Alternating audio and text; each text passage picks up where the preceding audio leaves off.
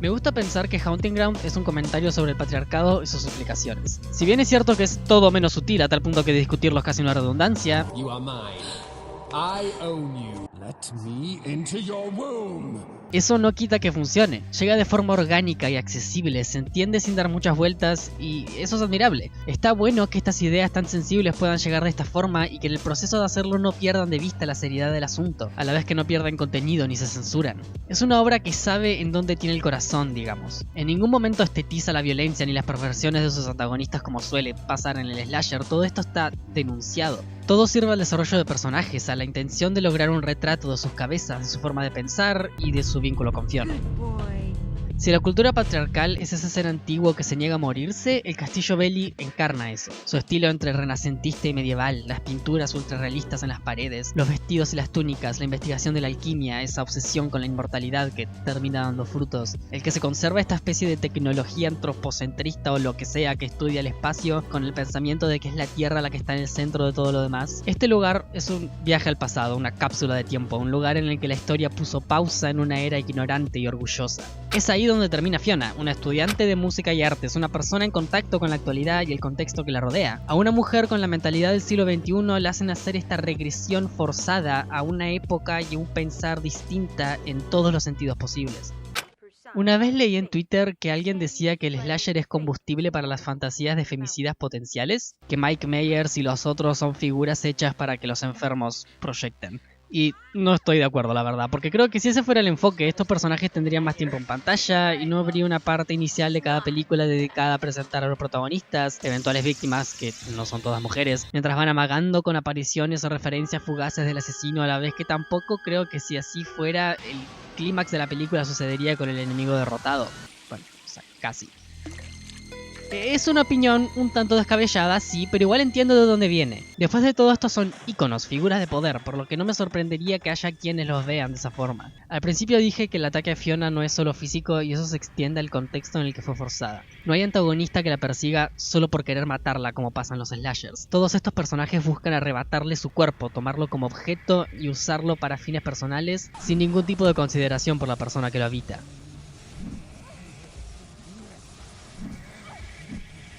Devilitas está obsesionado con las muñecas y ve a Fiona como una. Su primera aparición es muy fuerte porque lo vemos intercambiar miradas entre la muñeca que sostiene y Fiona, comparándolas para ver cuál es más linda y finalmente decidiéndose por Fiona. Es totalmente ignorante del daño que le hace al perseguirla y atacarla porque no puede verla como una persona, cosa que es un patrón que se va a repetir con los otros. Para él todo lo que está haciendo es jugar a las escondidas con un juguete que no se deja agarrar. Y puedes elegir quedarte con que es simplemente un personaje que está hecho para dar miedo y no extender la interpretación más que eso si querés, pero a mí se me hace obvio que todo esto es esa mentalidad de dejarla se está haciendo la difícil, llevada al extremo y condensada en un solo personaje.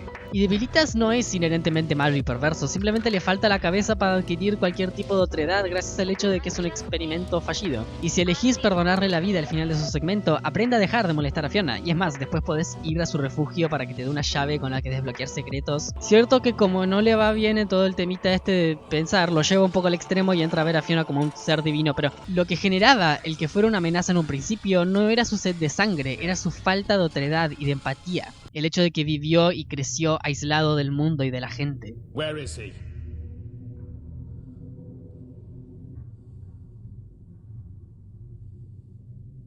Hay ciertos tratos que son una mierda y que no existirían de no ser que la consideración por los sentimientos del otro fuera algo más común y estuviera más instalado en el inconsciente colectivo. Pero incluso con eso, hay ciertas formas de pensar que son difíciles de arreglar o modificar o siquiera poner en duda, incluso diría que imposibles.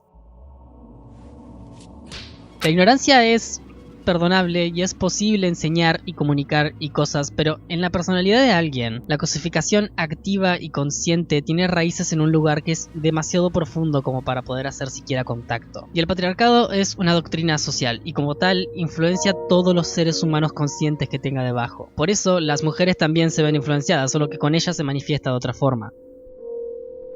El nombre de Daniela nunca se nombra en toda la campaña y solo se sabe a través de material promocional y contenido opcional del juego. Este hecho es importante porque tiene un vínculo con quién es Daniela. Su origen es el único que no tiene confirmación explícita y hay varias teorías. No está fuera de lugar pensar que ella también es un homúnculo solo que exitoso o pudo haber sido secuestrada igual que Fiona y drogada para cambiar su personalidad. El punto es que no tiene origen, por lo que tampoco tiene identidad. Y eso hay quienes a los que le conviene. Ella es la sirvienta del castillo y se encarga de cocinar y limpiar. Fue diseñada, según dice ella, para ser perfecta. Esa ecuación incluye la incapacidad de sentir nada en lo absoluto. No puede sentir felicidad, no puede sentir tristeza, dolor. Es un papel en blanco. Un pedazo de carne autómata que solo está para servir, recto, inmaculado. No tiene nada de lo que la hace humana y como es infértil tampoco tiene nada de lo que la hace mujer, o al menos ese parece ser el estándar que usa ella. Entonces guarda una profunda envidia y un violento odio hacia Fiona. Su obsesión con ser perfecta la hace un personaje errático e impredecible. Te la puedes encontrar limpiando en total silencio en medio de su sección donde hace un rato ella misma te estaba buscando matar. Fiona es todo lo que a ella le falta. Envidia su fertilidad, su cuerpo y en la cinemática de antes de su batalla de jefe la trata de vil criatura que atrae a los hombres a su cuerpo y que como es una... se lo puede permitir. Lo que la motiva a matar a Fiona es la envidia, el hecho de que carga con el Asos y Ricardo y Lorenzo la necesitan. Daniela vive con este sentido de inferioridad internalizado en donde su valor solo lo determina el uso práctico de su cuerpo y de toda su persona. Al huir de ella, una de las formas de detenerla es revelando espejos escondidos detrás de cortinas. Si Daniela los ve, se detiene y comienza a padecer un ataque de pánico violento y estridente. Se enfrenta a los detalles imperfectos que detesta de sí misma y pierde la cordura en el proceso. Nunca ni ella ni nadie menciona su nombre porque en el contexto del castillo ella no es más que un objeto y ella solo sabe pensarse a sí misma como tal, como herramienta para el uso de otros en pos de mantener el orden, lo recto, lo limpio. Y si se encuentra con lo naturalmente inconsistente de la belleza y la presentación, pierde la cabeza. Haunting Ground existe en el contraste aterrador de la locura y la inestabilidad extrema, hiriente e imparable, yaciendo tensa sobre lo limpio, lo ordenado, lo señorial. La música, como ya he dicho, captura eso muy bien, los sonidos electrónicos rotos, que son modernos y como de glitch, como si el juego estuviera rompiéndose, chocando con la estética antigua, con el mármol, con la seda y las pinturas. Es este castillo europeo que podría haberle pertenecido a reyes, habitado por la demencia total, y con sentido. Este es el castillo de Aureolus Belli y sus sirvientes, y de nadie más. Por más que todo esto dé miedo porque este contraste existe, este contraste no es en realidad. El solo cimiento de este castillo respalda esta demencia y le pertenece.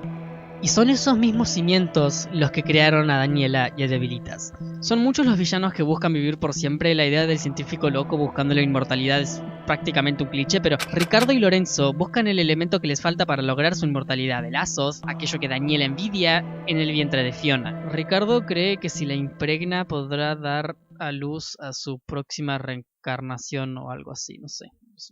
De nuevo, una cosificación que piensa el cuerpo de la mujer como objeto a la vez que es herramienta para un fin. Ricardo y Lorenzo, homúnculo egoísta y perverso y alquimista creador codicioso respectivamente, son ambos descendientes de Aureolus Belli, el primer alquimista, quien dedicó su vida a conseguir la gran verdad que la llama la sabiduría de todo, que es para él poder y vida eterna. Para lograrlo se fue clonando a sí mismo una y otra vez para persistir como persona a través de los productos de su alquimia. Y los clones que hizo creaban más clones y esos clones creaban más. Las dos generaciones de clones que conviven en el juego, la 13ª y la 14ª, Lorenzo y Ricardo, son fuerzas opuestas entre ellos, ambos queriendo lo mismo, el cuerpo de Fiona, y siendo enemigos por eso. Lorenzo en sus primeras apariciones aparenta ser amable, de hecho. Al principio hay un momento opcional en el que le da a Fiona pistas sobre cómo resolver cierto puzzle, creando sobre sí una imagen un tanto débil, pero igual presente de que puede que sea un aliado, pero todas esas ayudas eran en pos de usarla para deshacerse de Ricardo y para hacerla llegar hasta él, y así usar su cuerpo para restaurar su juventud. De nuevo, no es coincidencia.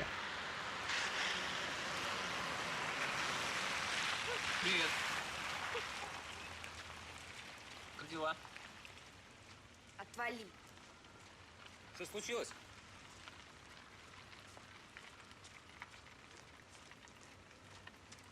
Слушай, ты же замерзнешь, холодно. En la narrativa de la cultura patriarcal, una de las cosas que determina tu madurez y el acto de crecer y tomar posesión de tu vida y vos mismo es el sexo. Pero no desde el lado de conocerte a vos mismo a través de tu sexualidad y estar en términos con ella, sino desde una declaración de poder. Lo que se traduce en la cultura patriarcal como madurez para los hombres siempre implica la sumisión de la mujer. Y sé que no es así de general, pero sí es cierto que hay una cultura marcadísima del sexo como arma. Entrá a bajar en la página principal de Pornhub o cualquier página porno que frecuentes y tomate un chupito de vodka cada vez que te encontrás con palabras del estilo romper, destruir, versus y después llámame así te sostengo el pelo mientras quebrás. El hecho de que Aureolus Belli, sus descendientes y sus sirvientes compitan para perpetuarse o conseguir algún tipo de ganancia, no importa cuál sea, usando el cuerpo de Fiona y lo que contiene, sin ninguna conciencia respecto a Fiona como persona, habla explícitamente de esta cultura y de esta forma de pensar. Haunting Ground hace un uso brillante de los arquetipos con los que se inspiró. Ya dije por qué no estoy de acuerdo con eso que vi en Twitter sobre los slashers siendo fantasías femicidas. El cine slasher queda en ser un entretenimiento sangriento, vacío y poco más, pero sus iconos sí es cierto que representan una figura masculina dominante y violenta, igual que los de Haunting Ground. Pero en Haunting Ground es distinto. Al estar las motivaciones de estos personajes tan instaladas en las implicaciones realistas que motivan esa violencia en la vida real, debilitan Daniela, Ricardo y Lorenzo funcionan como deconstrucción, como respuesta a estos iconos. Este video lo empecé haciendo un análisis de la construcción del ambiente y de cómo funciona su terror a través del gameplay y otros elementos, y lo voy a terminar ahí también. Porque después de todo, todos estos elementos de los que acabo de hablar los vemos a través de Fiona jugando como ella. Hay un video muy bueno de la señora Valkyria Aurora que habla sobre cómo la experiencia de jugar Haunting Ground es muy distinta al jugarlo como una mujer adolescente. Fiona siempre está mostrada en este marco voyerista y gainaxing, ¿ok? O sea, entiendo que te cueste tomártelo en serio, tipo, a mí al principio me pasaba lo mismo, es prácticamente caricaturesco. El tema es que eventualmente todo cierra, todo esto cobra sentido. Esa ropa que trae Fiona se la dio Daniela, lo que significa que se la dio Lorenzo. En el mismo castillo eligieron vestirla así para que quede más claro su rol como objeto de deseo ante quienes juegan. La misma Fiona nota que la ropa le queda apretada en la zona del pecho. Incluso desde los primeros bocetos del diseño de Fiona, la intención es que quede evidente su atractivo, para que a medida que vamos comprendiendo más la historia y a sus personajes, ese voyerismo choque con el contexto en el que se presenta.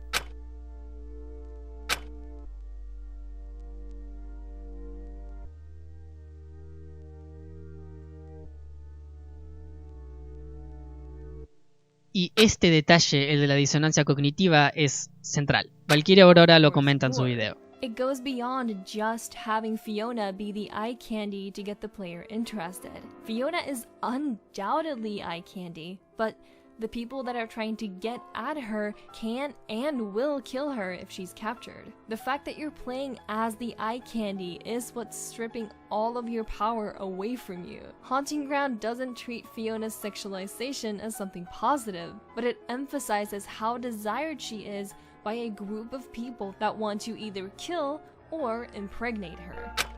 Imagínense que Haunting Ground es sobre cualquier otra cosa y no hay voyerismo, ni deconstrucción, ni disonancia cognitiva, ni nada. Si fuera así, ningún elemento de los que hablé al principio funcionaría, al menos no al mismo nivel. Al tomar el rol de quien es un objeto de deseo para quienes nos persiguen, la sensación que transmite es otra totalmente. Es la relación entre heroína y villano la que hace al juego y pone todos los elementos de los que hablé al principio en un marco que los hace más punzantes. Los hace apuñalarte con algo más afilado. Ok, voy a hacer una pequeña tangente acá, o sea, añadir un pequeño detalle acá antes de terminar el video para comentar los trajes alternativos que desbloqueas después de terminar el juego. Resulta que son tan pajeros que le roban por completo el significado a todo lo que acabo de decir y me roban también, de paso, ¿no? La posibilidad de hacerme la inteligente en videos de YouTube. ¡Muchas gracias, Capcom!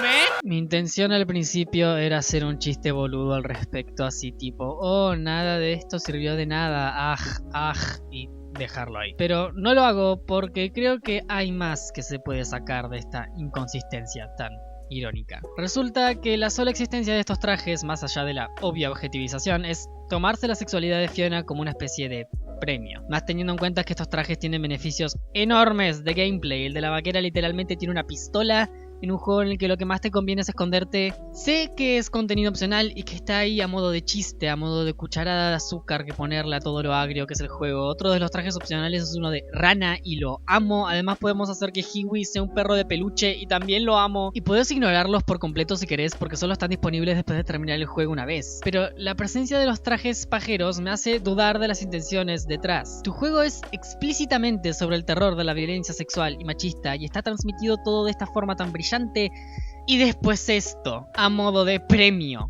¿En qué mierda quedamos? Decido mencionar todo esto ahora al final porque quería que la prioridad fuera Haunting Ground y su contenido y no opacar lo valioso de su comentario con nada. Lo que es la campaña, el contenido del juego íntegro, las 9 o 10 horas de juego y su peso narrativo y temático nunca se ven afectadas por nada de lo que dije recién sobre su contenido opcional. Su comentario sigue teniendo valor, está ahí, pero también siguen estando ahí los detalles que te recuerdan que pasaron 15 fucking años desde que salió este juego, cosa que con lo rápido y lo mucho que ha evolucionado el videojuego como medio son prácticamente siglos. Y lo que pasa es que mientras más pasa el tiempo, más probable es que tengamos que barrer cosas debajo de la alfombra. La sexta generación era un momento en el que la idea del videojuego como arte, como agente cultural y como lenguaje no estaba tan consolidada como lo está hoy. No lo suficiente al menos como para que exista la exigencia de hacer que todos y cada uno de los aspectos que aparecen, opcionales o no, sean serviles a un mensaje o a una temática. En ese entonces era esperable de forma hasta inconsciente que algunos juegos ni siquiera se plantearan comprometerse al 100%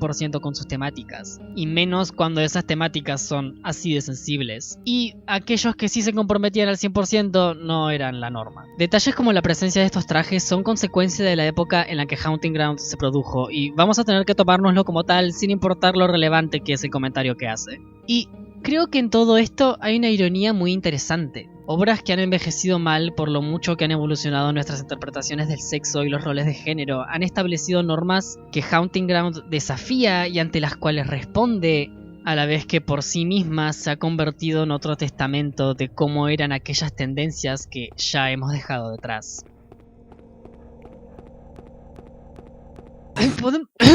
Pero, ok, a ver, podemos, nos podemos tomar un momento para hablar de el final de Haunting Ground y lo hermoso que es. Cierto que hay 4 finales y en uno de ellos el que se saca teniendo una mala relación con Hiwi, Fiona no escapa y es un asco y hay que cancelar a Capcom, pero cuando lo jugué por primera vez saqué el más común y el único que se considera canónico, que es el que se saca perdonándole la vida de Vilitas. Es una fucking belleza. Es recontra sencillo, es ella yéndose sin más, pero es el final de Haunting Ground y carga con todo lo que eso implica. Y a ver, antes que nada, sí, protagonista sobreviviendo a la masacre, qué gran novedad, wow.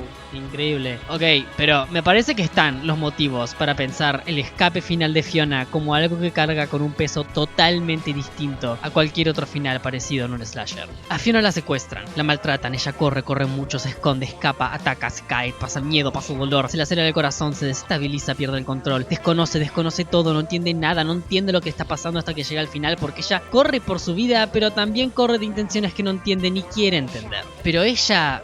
Nosotros derrotamos a todas esas amenazas. Pusimos a Debilitas en su lugar, derrotamos a Daniela, derrotamos a Ricardo, derrotamos a Lorenzo. Toda esa mierda que atravesamos la pusimos detrás. Le tiembla la mano al poner la llave en la puerta del castillo y es un pequeño llanto de Hiwi el que la devuelve a sus cabales. Y le da firmeza y le da tranquilidad. Abre un poco la puerta, pero Hiwi huele a alguien. Es Debilitas, yéndose a encargar del jardín del castillo. Fiona acaba de atravesar la experiencia más traumática de su vida y es ahí cuando ella lo mira. Lo mira a los ojos, lo mira directo a los ojos, no pestañea, no se le mueve un pelo. Le sostiene la mirada un buen rato y Debilitas hace una reverencia. Y es ahí cuando ella lo mira por última vez, se da vuelta, abre la puerta del castillo del todo, llama a Hiwi y se va. Se va para su casa, se va. Se va a vivir con Hiwi, tiene perro nuevo, mi bebé hermoso, lo amo, se va. Escapa, pone toda la bosta detrás, y no por un pelo, sino triunfal, por la puerta principal, por la puerta grande. Estuvo cara a cara con la peor forma del ser humano y se va con la frente en alto. En ese lugar y con ese plano que tanto la empequeñecía respecto a la entrada, ahora ella la vemos en el medio de la imagen, en esta composición que prácticamente la deifica. Ella está en el centro, protagonista, ganadora, triunfante.